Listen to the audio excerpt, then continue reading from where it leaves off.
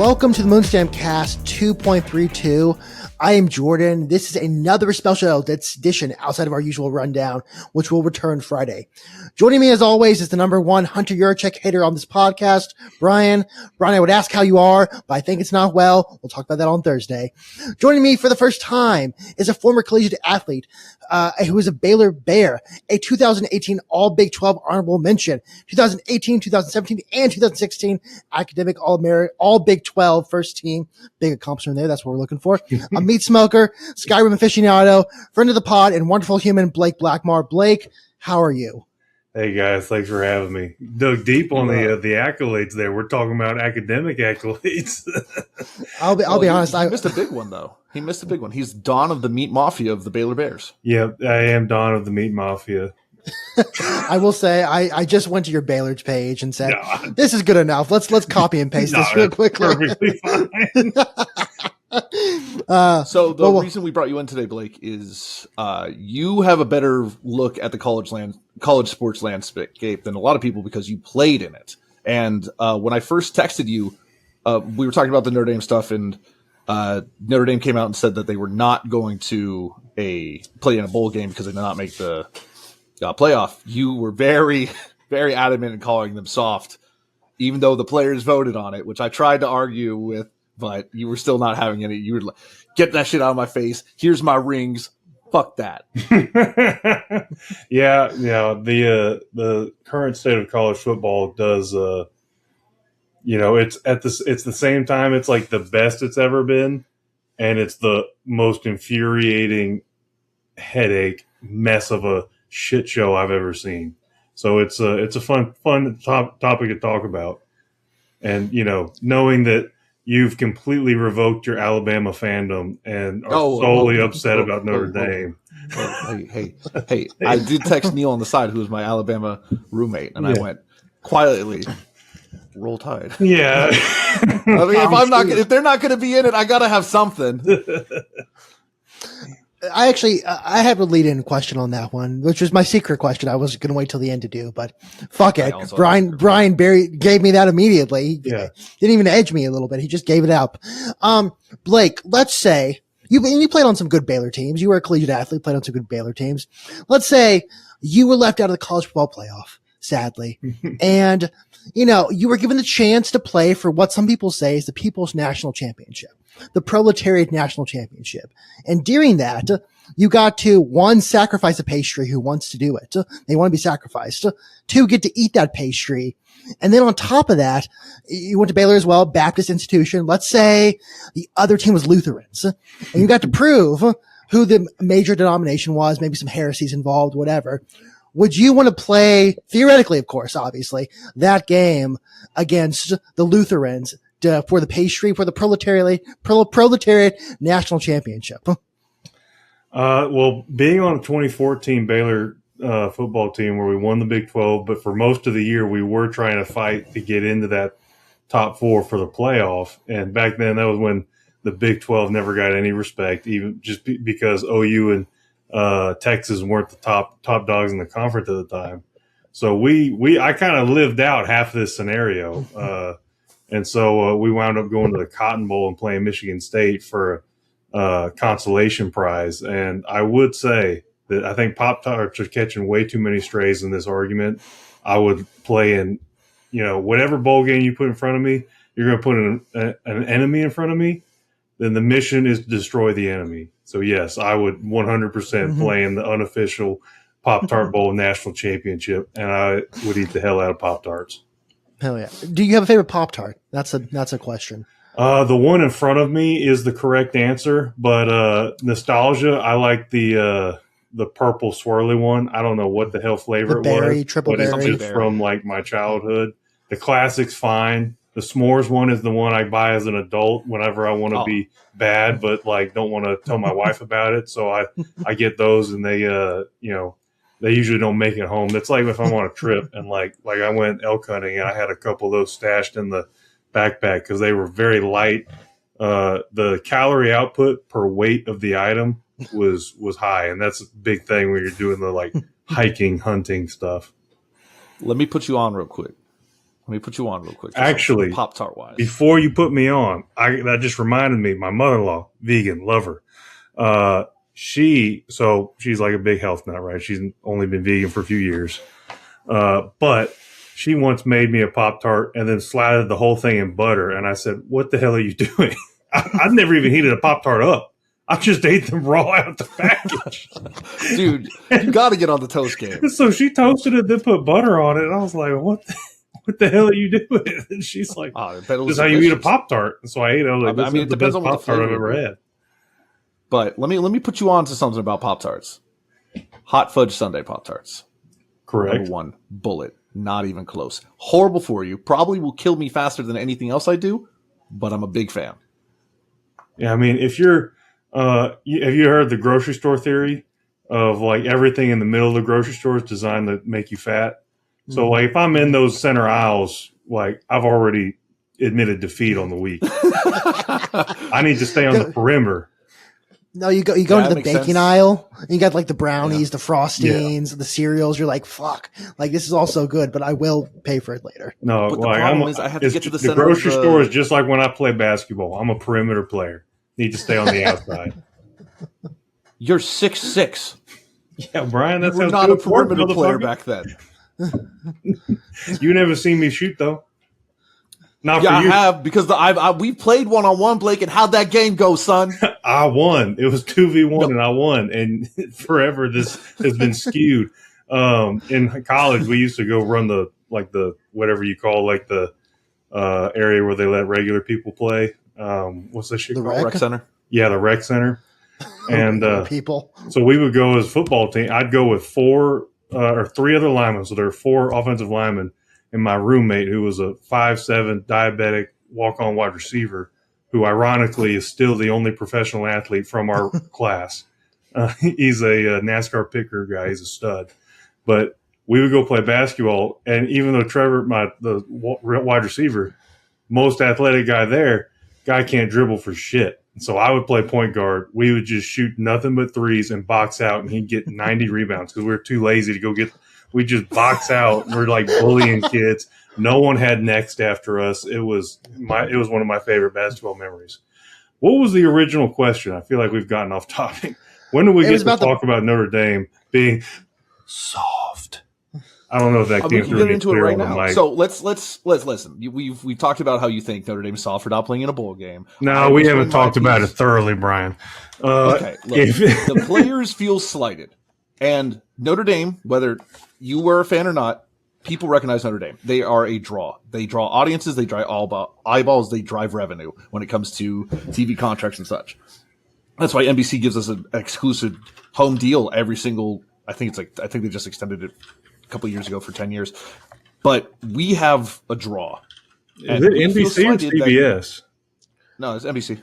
Okay. I watch it on the Cock. Sorry. Okay. I watch my football team on the Cock. So we feel. I can't say we. I'm not part of the team. From everything I've read, Notre Dame, their AD, their players, everyone feels slighted that the ESPN and the ACC were responsible for this big push anti-Notre Dame. Of course, the ACC, we have a relationship where we play 5 games from their pool of teams every single year. So we're not in a conference, but we play the ACC. We play half a conference schedule with the ACC. But that's not the point of this argument. So we feel slighted because the ACC and ESPN was pushing this narrative. And then ESPN, who has the rights for most of the bowl games, is like, well, now we get a profit off Notre Dame. So of course they want to withdraw it. And they're estimating, I think they said $25 to $30 million worth of revenue loss simply by Notre Dame saying we're not going to participate in a bowl game for ESPN. And if they feel like ESPN helped push the narrative to keep them out of the playoff, why would you want to give them money on top of the players not wanting to risk injury? A lot of our players are leaving for the draft. We're losing both our star running backs. I think we're losing a couple offensive linemen. Transfer portal's already started. Why risk CJ Carr for, the foreseeable future? He's a redshirt freshman. I understand the move. I also understand why you say it's soft, But why is there this big pushback against it, even though that there's logic on both sides? Right. I mean, so unequivocally, Notre Dame got screwed, right? The issue does not lie necessarily with Notre Dame. It lies with like the system, right? And how we arrived at this point.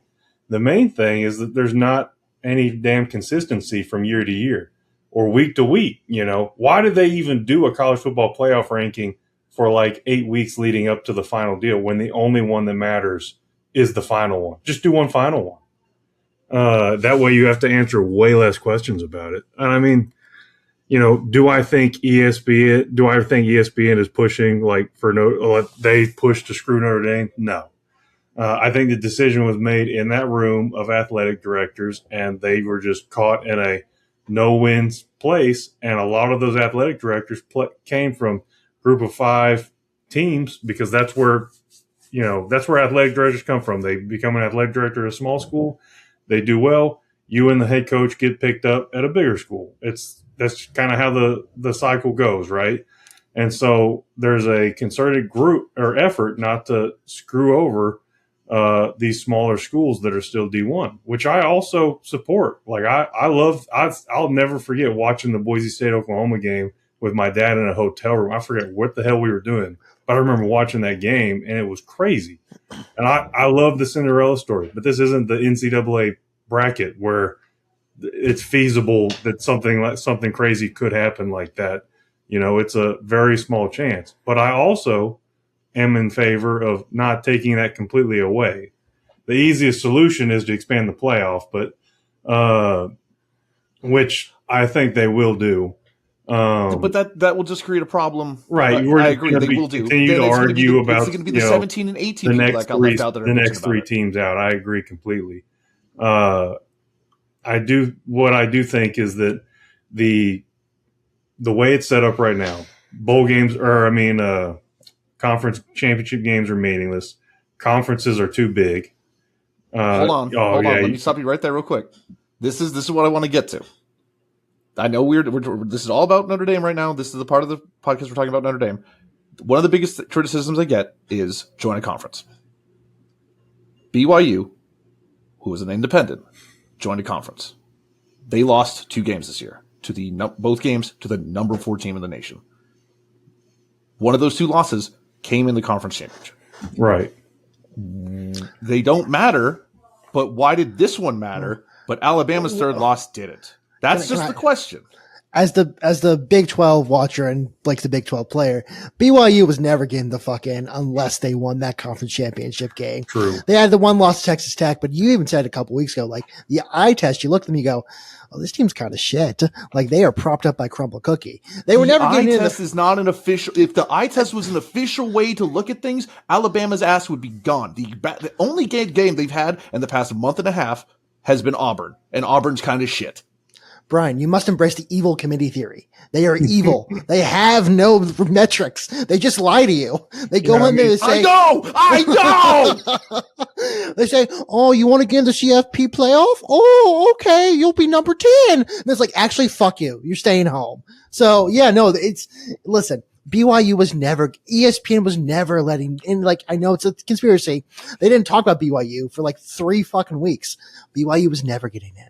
That's fine. As Jameis Winston says, though, it's anti-Christian bias. So, not Jameis Winston, fucking Robert, RG3. not RFK. Yeah, RG3 going and saying that. Except he was talking about Notre Dame. Yeah. So it made 0 sense on both ends. But yeah, that's my defense of BYU. BYU's not inclusion. Oh, listen, I yes, they've looked like shit.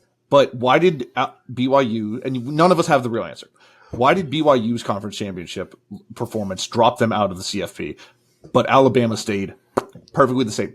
Notre Dame had more rushing yards on the couch. Miami had more rushing yards on the couch than Alabama did in their game. They had -3 rushing yards and I think barely 100 yards of offense, period.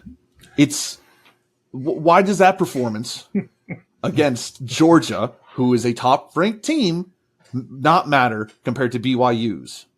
Well, that's what I'm saying, Brian, that's the issue is there is no consistency, right? Mm-hmm. Amongst all the the championship games, none of them really mattered, right? We got to see Indiana and Ohio State play. That was a great game. If either team lost that, were they going to drop out? No. Did any of them make their case better by winning? No. Alabama, Georgia, same thing, right? They're going to say, oh, well, we don't want to punish teams for playing in the Big 12 or playing in the championship.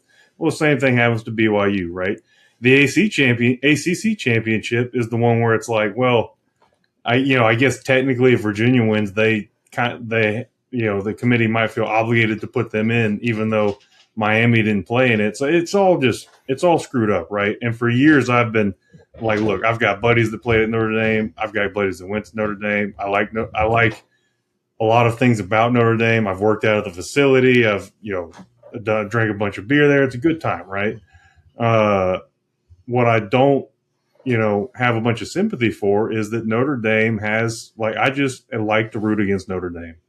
I like a lot of stuff about it, but they're just not my favorite team. They're independent. They have their own TV contract. They are a massive brand, right? And realistically, they are in one of the best situations in college football, especially in this modern day. If I had it my way, I would follow the Chip Kelly approach and make every top 65 schools in the nation independent, just like Notre Dame. You leave all the other sports in a conference, but you make every football team independent. You regionalize everything. You play your 3 home, 3 away against regional opponents. You play a 2 home, 2 away against one of the other regions, and that's it, right? Then you go into a playoff seeding, and then the rest goes into bowl games, right? I think that's never going to happen. There's way too much tied up in the conferences with TV negotiations and all that. But so that's why I like poking fun at you. Notre Dame unequivocally got screwed, but at the same time, Notre Dame can, as long as they set up themselves to have one real game a year, and then they can just go 11-1, they'll be in the playoff, right? And so well, actually, they will legally be in the playoff now for sure. Right. I mean, it was an unspoken rule, and now it's a real, bylaw or whatever, right? As long as we're a top 12 team, if we finish the top 12 team in before the conference championship, if we're a top 12 team, we are into the playoffs. That is, I don't know why. By the way, I don't know who agreed to that, because the people that signed all this shit for the playoffs, they had to get all the ADs together. I don't understand any AD from any conference that was like, yes, this is a good idea. I will say it's an MOU. It's not an actually legally binding at all. So the college football committee can just be like, go fuck yourself again and be fine. And also I want to know what's important right now in this current media cycle, right? Yeah. I will say, and we'll move on from Notre Dame in a second because everyone's talking about Notre Dame. I think they blew their load a little too quickly on being angry, because now everyone's like, shut the fuck up. Go away. Well, yes. That's where my point is, right? Notre Dame got screwed. I get it. We're not playing in a bowl game. Jorden. No. You have you have a team that is going to the NCAA double tournament, and the committee just comes out and says, no, listen, I'm not saying you're wrong. What are you supposed to do? You're supposed.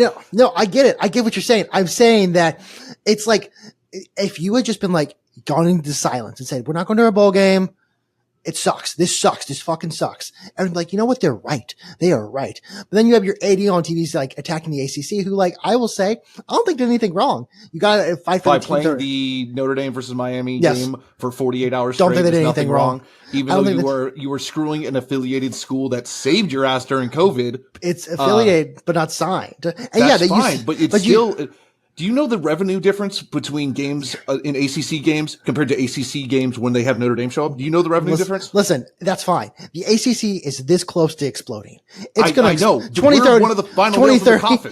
2030, it's gone. It's gone. Miami's leaving the next 2 or 3 years probably for maybe the SEC. So this is the last bastion. Conferences need to go away, bro. Oh yeah. They're not conferences anymore. I mean, we're so off topic. We have hit one question. Well, okay. That's the argument about A&M.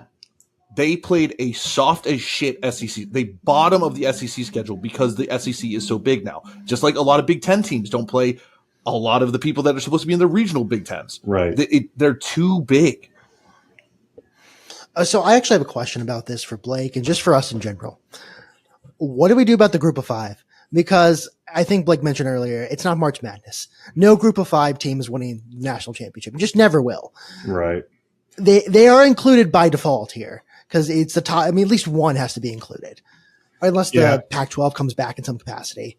What do we do with them? Realistically, I think the most efficient avenue here is to treat it just like Texas high school playoffs, right? You got Division I, you got Division II, and it's still 6A football, but based on school size, you just split it in half. And I don't know what the numbers are, but I assume you would basically have within the big 4 conferences, you have about 64 teams because there's like 125, 130 D1 football programs. And I'm pretty sure it's like, group of 5 is like 60 of them. And like, the more normal group Power 4 are more like 60 plus ish. So like it should be relatively even to just split, right? You're still D1, but like you just set up 2 playoff systems, do the whole thing, right? You're fighting for different TV contracts. It's like a whole thing. That's like the easiest solution. I don't think that'll get implemented because that would require some real central authority. And that's something that the NCAA is completely lacking right now. And so, what I think really happens is you just have to say, look, I'm in favor of just like, hey, 1 spot to the group of 5, right? You need 1 because I want the Cinderella story. And, hey, some teams, especially if we're not going to fix like the conference championship game and stuff like that. So we're like, you have to play the conference championship game, even though it doesn't mean that much. And like, so if you were going to do a model where, hey, the 4 conference championships, the winners get the bye, the losers then play the next, like they play in the first round or whatever, but they go by like the lowest seeding. They play like the highest ranked team plays the lowest seeded team or whatever for that. Then you would have like Ohio State, and it's like, well, yeah, let them give them the loser of the biggest conference championship game, the best loser, give them the group of 5 Cinderella story. That's a true like, Cinderella story. If it happens, oh my God, it will be electric. And but it's also given them basically the same Ohio State run they had last year of cupcake national championship game. Which admittedly we played like shit in, so kind of cupcake. Yeah. So you're saying the what you would do to structure the playoff is you take the 4 conference champions across the board. I believe I'm stealing this from a model that was a 16-team playoff model. But yeah, I think that's the easiest way to make the conference championship games have some meaning, but also not screw. So you're saying if the 8 teams that play in the 4 conference championship games, you're in, right? So that puts everyone in. Notre Dame will never get a bye. We will never get a bye. Period. Right. So like that's fine with me. And so like then you can structure the playoff from there. I had a follow-up point, but it just went out of my CTE brain. So or we do 24. So 4 champions get just the keep bye. getting bigger. The next 4 highest. I hate that. Maybe do 64 with maybe 4 other teams. Get the higher seeding, and then you have 3 at large and 1 G5. Yeah, I think so. I don't hate that. It does make conference championships matter. The only thing with that is that they would have to restructure how conference championships are done, because that means we would have both Duke and Virginia in this playoff. Right. Yeah. So that's why you have like conference. The football school? Is there a standardization of how the conference championships are determined across the conferences? Because the Big 12, before we absorbed the Pac-12, we played everybody. And so then we didn't have like when we were the Big 12, but we were really like 9 teams or something like that.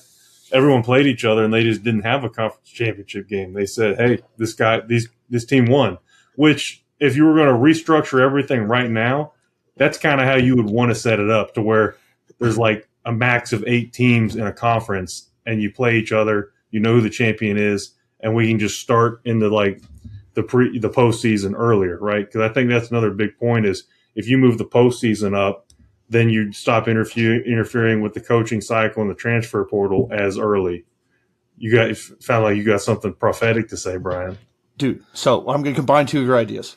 What if we take the schools and we divide them into two D1 things, right? Is that what you're saying? Sure, yeah. And then from there, we divide them. There's like 4 in each that we call divisions. And then the 3 or the 4 division champions all go in. And then there's 3 wild card spots. And then in the middle is the national champion. So you have let's call it the National College Football League. And then you have the American College Football League. Okay. And then they just meet in the national championship. So, I mean, that would work on paper, right? I mean, it's crazy. Brian, I have an easier solution. Let's say we have a list, maybe 25, we'll say, of teams ranked. And then that system, that list gets taken into an account and we put it in a computer. And the computer says, hey, these 2 teams should play. And they play for the national championship. Then all the other teams get to play on New Year's and other bowl games from that 25 person list. So we've solved how to get rid of the committee. We've solved how to make bowl games meaningful again. Oh man. Going back to the original question though, I do want to make a point that I do think the group of 5 football teams have like a place in college football, right? They're not as big, but they are usually a big economic resource in smaller towns. They are a good farm system in this NIL world. They are a huge farm system for bigger programs. And I played with walk-ons at Baylor that if they'd gone to one of those smaller schools, they probably would have been studs. And so like, I really think that those schools are important and like, they have a place, they have a function, right? They just don't need to have equal representation in the college football playoff as, the Big Four or the Big Four conferences, right? But I do want to acknowledge that like they're playing good football there. They've got great players. Like there's a lot of good stuff that goes on in those leagues as well. Blake, before we move on, because we said 15 to 25 minutes and we're at 30. Dude, we can go. I have one last college football. Till we're done. We can go till we're done. No big deal. Well, I've just got one last college football question, and then I'll let Jordy finish up on college football. Do you have the 12 teams that you would put in the playoffs? But for the Blake Blackmar system? I haven't put like a massive amount of thought into this as far as like, because that's like what the issue with the committee, right? They're like sometimes, losses, good losses matter, wins matter, conference championships matter sometimes, but not others sometimes. So like, I haven't put together a perfect criteria for the committee. They haven't figured out how to do that in like a decade. Shout out to Mac Rhodes for not being the guy to, I bet if Mac Rhodes was still the chairman, Notre Dame would be in. Let's get him back. But if it was in my world, the top 4 would look the exact same. Tulane's gone. Ole Miss is still there. A&M's still there. And you're probably just going to replace Tulane with like a BYU and probably going to kick Alabama for Notre Dame. I don't really know if there's any other changes like I would make. I know Vandy and Texas were trying to make an argument, but kiss my naked ass, Texas. You looked like dog shit the entire season. CTE Arch Manning was a different player. After that concussion, bro was different. CTE Arch. I hate UT. I love the Mannings. I would like Arch Manning to be a guy. And if he can be a real Archie over here and have a great career and the Texas Longhorns suck, I'd be happier than hell. But they didn't impress me. And then it's just all this posturing at the end of the season that chaps my ass, right? all this posturing from Texas, Notre Dame, all these big dogs talking about their brand and I'm going to take my ball and go home, or this is BS. Like, that's just what chaps my ass. It's so freaking soft. I mean, it's almost put the ball down, line up and play. Let's go play. And that's like the whole point you and I got into, Brian, is because I get from the business perspective of Notre Dame sticking it to them and saying, like, you're not going to get our revenue, nothing talks like money, right? But like players saying, like, we don't want to play. That's what's chicken shit to me. Because then I get it. Everyone's like, I'm making a business decision, whatever. I'm going to just get ready for my pro day and all this crap. I don't want to get hurt. Look, I get it, right? But every guy I played with who sat out the bowl game had a shitty NFL career. You got to be one of one. I mean, I played with like 5 or 6, and they all, were complete busts. You got to be one. You got to be a guy like a Jamar Chase who sat out a whole year and then went into the NFL and is, a stud, right? And Notre Dame's probably got some guys like that, but probably.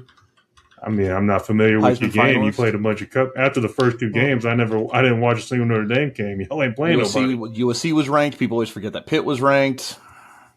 And by the way, we only averaged beating these teams by 29.5, which led the entire NCAA in those 10-game stretch. But I digress. What I was going to say is I agree with you for the most part about it is soft, except for one position going to the NFL draft, and that is running back, because running backs have mileage. As you want your running backs to have as little mileage as possible going to the draft. And so I would say Jadarian Price and Jeremiah Love, had they declared for the draft and said, I'm not playing in the bowl game, I would absolutely excuse them. But you are right. It is a soft look. And it somehow, I hope it doesn't affect our recruiting, but because we do have by some measures, the 4th best recruiting class coming in, but it's not a great look. I don't think it's going to have an effect on recruiting, but the other aspect of it is the NIL recruiting, right? So you have guys saying, I don't want to play because I'm going to go hit the transfer portal. And the transfer portal is and it just chaps my ass. That's what screwed Lane Kiffin, right? Huh? That's what screwed Lane Kiffin, because he had this window to make this decision. Well, yeah, he was like, if this was like the NFL offseason, I'm not saying the NFL is a perfect product, and I know I've compared it to the NCAA, and it's a hell of a lot cleaner product than college football. Well, that's because Roger Goodell controls it with an iron fist. Yeah, why wouldn't they have central authority? Transfer portals. Mm-hmm. Why wouldn't you have these transfer portals after the season? Why do it? I know. I guess semesters. Well, so yeah, we'll talk about it, Brian. So there used to be 2 portal windows, right? A spring and a fall, and that was a fucking nightmare for the coaches, because that's why I like spring games stopped being played, because guys would go through spring practice and then kids would hit the portal and like use their spring practice film to try to get recruited. And it was a nightmare. From a coaching standpoint, you want to have your team set going into the winter workouts or for spring through the fall. So I totally get that, right? You don't want to have to be actively recruiting your own team and other guys and high school kids full year round. Now, the issue with so that they got rid of the spring portal window, which most coaches saw as a huge win.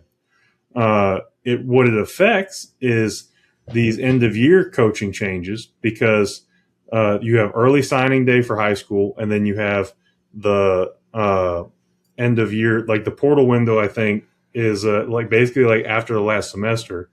And it's like, I think it's like the first week or 2 of January, I think, or maybe it's like end of December through like the first 2 weeks of January. It's somewhere in that time. And that's where guys are like, oh, I'm going to jump in the portal. I'm going to see what I can get. And, while I think that's also why I think the entire college football calendar needs to be moved up. Stop competing with, primetime playoff NFL stuff, move the whole calendar up, finish the national championship by the new year. That way you can do the 2-week portal window and then you're done, right? There's still going to be a push to get like the coaching carousel evened out during that time. But I think you'll see less movement in the coaches that are in the freaking playoff, right? Like in this Lane Kiffin scenario it's a pretty one-off to have a guy going from, one leaving a playoff team to go to another team that's going to be in the playoff conversation every other year, right? if he doesn't screw it up. I actually wanted to ask you about that from a player's perspective. Huh? Oh, player's perspective. I played for 3 coaches. I played for 3 head coaches in college, so it's messy. But really, why?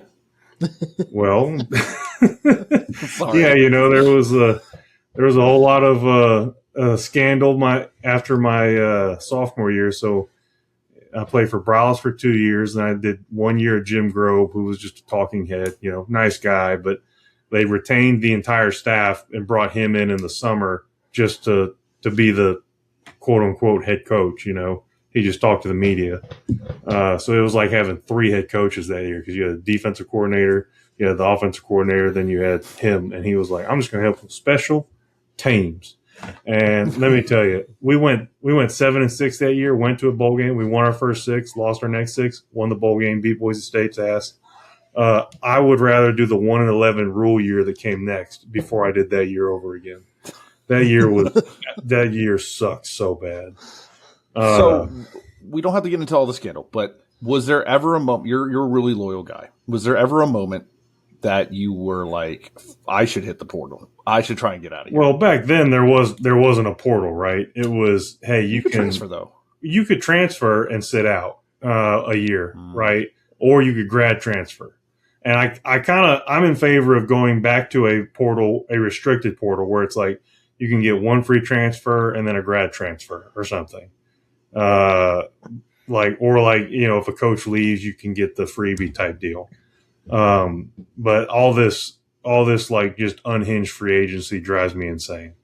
I am a loyal guy. I'm an offensive lineman, so I'm a big like, hey, if I made a commitment, I'm going to follow through. For a couple, I had about 1 day of like, should I try to, do this? And then I thought back to all the transfer guys who transferred into Baylor and were assholes, and then made my life harder. I made their life hard because they just didn't know anything about how we did things and all that stuff. So you're always doing you got to do extra punishment because you got to get the new guy on board and all that stuff. And I said, do I really want to be that guy? It just seems like, honestly, I was like, this just seems like a lot of hassle. I've even though our football team's in a crappy spot, I've kind of got a good thing going. I feel, good about my spot here and my education and all that. There are a lot of positive things still going on for me. So I've, said I would stay.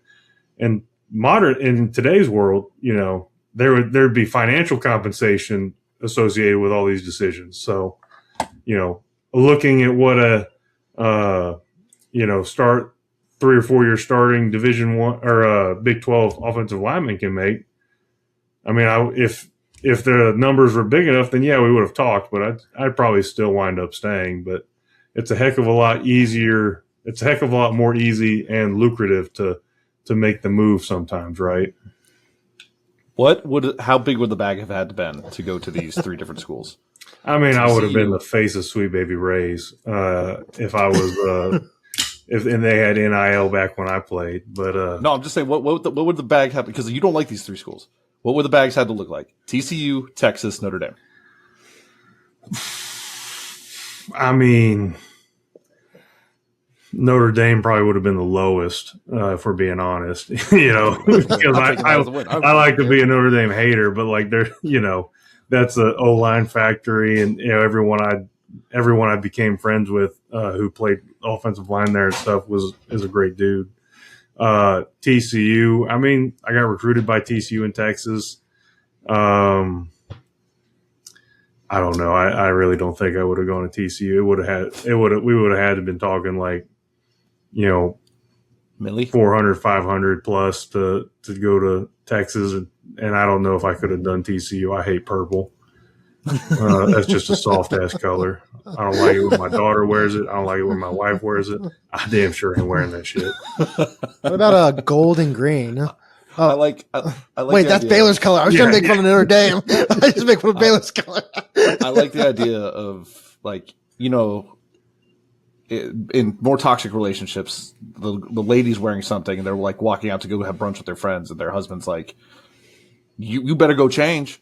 I like the idea of her trying to leave in like a purple hoodie, and you'd be like, go fucking change. We ain't wearing that soft shit out here. Right. I mean, the high school that we're zoned to is like colored purple. I'm like, you're not gonna catch me repping that. We're gonna be in the gray. We're gonna be in the gray hoodie at all times. Well, okay. Well, that's all the college football I have. Jordan, do you have anything else? Well, I was going to ask a couple questions, but honestly, we're kind of running up on time, so I'm going to ask one question. Two, really, which is one, what do you think of the state of the Big 12 and its kind of pivot to becoming the Pac-12 light kind of, plus being pretty heavily marketing itself towards a basketball conference and a football conference? Right. I mean, is it Yeoman or Yomark or whatever is the Big 12 commissioner, I guess is the correct term. I mean, I think he's a good businessman and he is doing the best with what he's got, right? He's kind of got as much as I like the Big 12, my school's in it. I played in it. It's a very fun, lot of parity, high parity conference, I think, for football and basketball. In the grand scheme of things, he's got kind of a shit sandwich and he's trying to make it work, right? The Pac-12 fell apart, and we said, sure, we'll take all the mid-tier and bottom feeders out of that.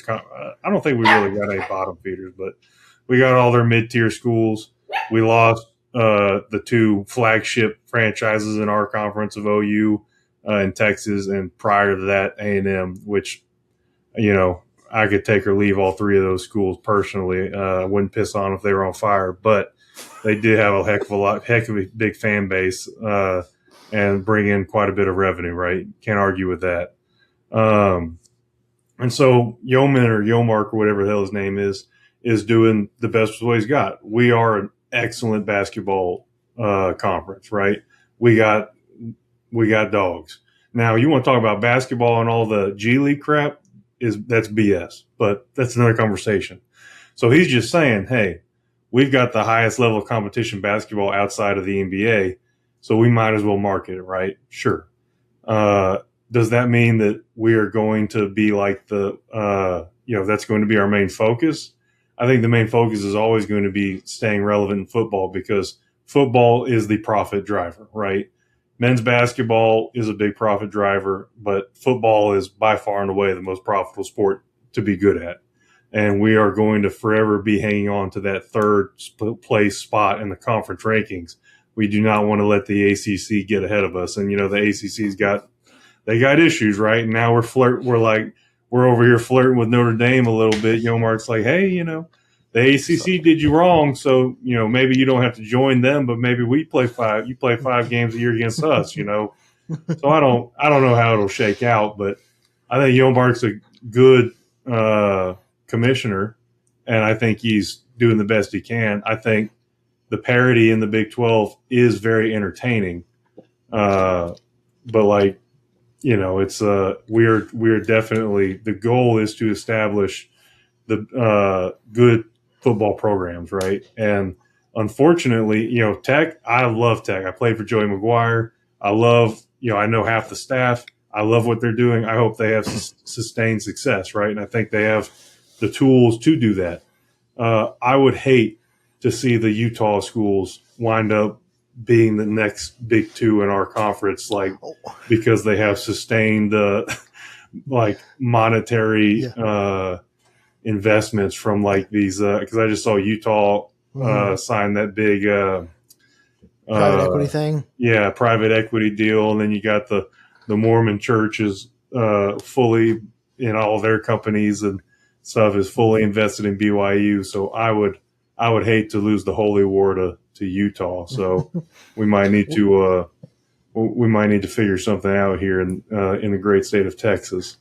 We've had talks. Well, to be fair, every time you pump gas, you're helping Texas Tech's NIL fund. So you're doing your part. We've talked about on this podcast how Utah bats above its weight in terms of cultural relevance and how we really hate them, or at least I do. I don't know if Brian does. Won't speak for him after the Tatum incident. One last question, just to move this all to the end. I've got two to end it. But okay, I was going to say, who's your national champion?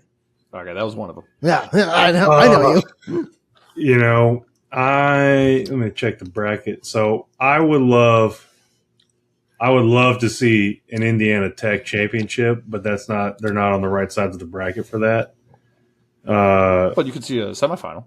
Yeah, so I mean, definitely those are like the two teams I'm a big fan of, right? I love Cignetti and I love Joey McGuire. I'm ride or die for Joey McGuire though, so I'm riding that horse straight to the national championship game. I would love to see Ohio State lose their first or their second round matchup against like either Miami or A&M. I don't care. No, come on, Tulane, do it. But I want to see Texas and Georgia, I think, national championship game. It would be hilarious if Tulane beat Ole Miss and then got dog walked by Georgia. It's one shining moment, huh? All right, Blake, thank you so much for joining us. We will have to have you on again soon for the NFL, but I wanted to ask you one last question. You played with a lot of great players in your day, and I unfortunately think you know where this is going already.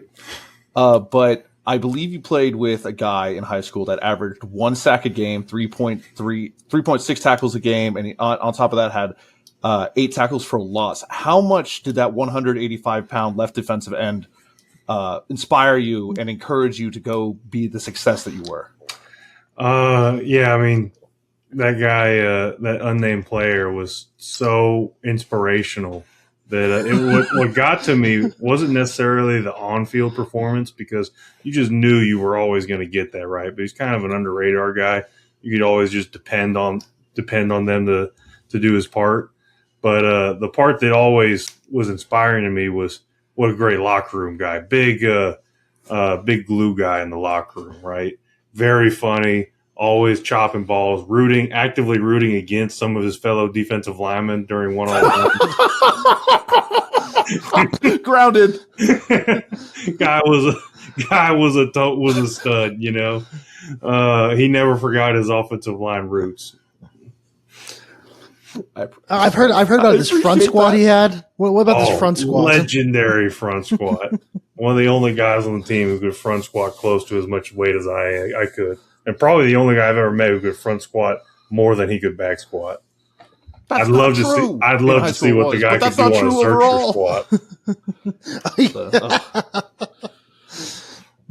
Well, Blake, thank you for joining us. We appreciate you joining us on this Moonstamp cast. Blake, where can the people find you?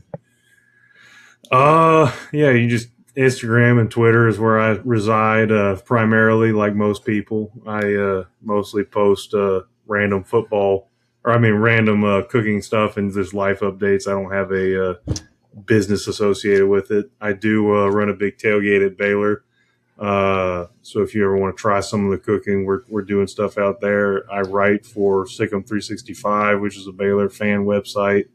Write is a loose term. They just ask me questions and I send them an email back with answers.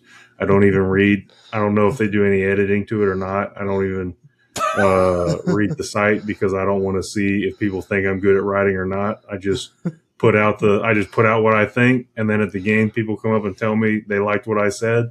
And most of what I said is, we need to stop being such a soft-ass football team. And so I'm just a boomer yelling into the wind, you know. Brian, where can the people find you?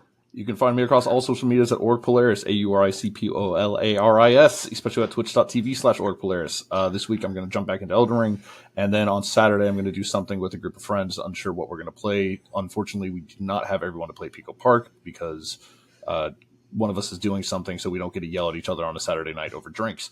Jordan, where can the people find you? Find me at Jordan's Thoughts on Twitter and across all platforms, TikTok, and Facebook, Instagram, Twitter, and YouTube at Moonstamp Sports.